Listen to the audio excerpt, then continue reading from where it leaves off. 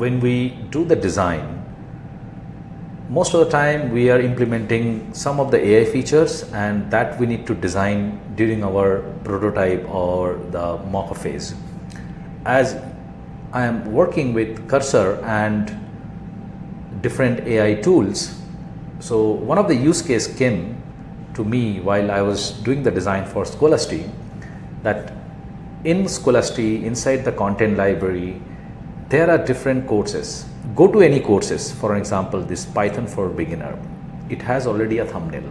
Now I will remove this thumbnail, and here one of the feature is there that generate with AI.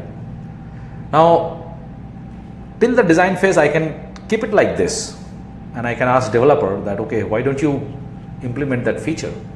But what I have done here, I actually implemented one model. I'll just say one. I actually implemented two models, which is basically taking the context of this particular course and passing to another model, which is basically generating the image. And this is happening during my design and prototype phase. I am not even, this is not even in a production, but to make it more realistic, to make it more real prototype, real functional prototype, I have implemented that. So I'll show you this right now. I have this generate with AI.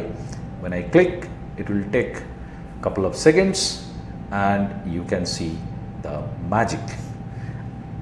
And all this I have done without writing a single code, because I don't know how to write the code. See, Python for beginner, this is the course title, it has added the course title. During my design phase, I can work with the real AI model, the actual AI model, not just doing the mock, but to produce the actual output from there. So that's quite fun, and I have used this just by using Cursor. Think about it, I'm not sure any other design tool can do this.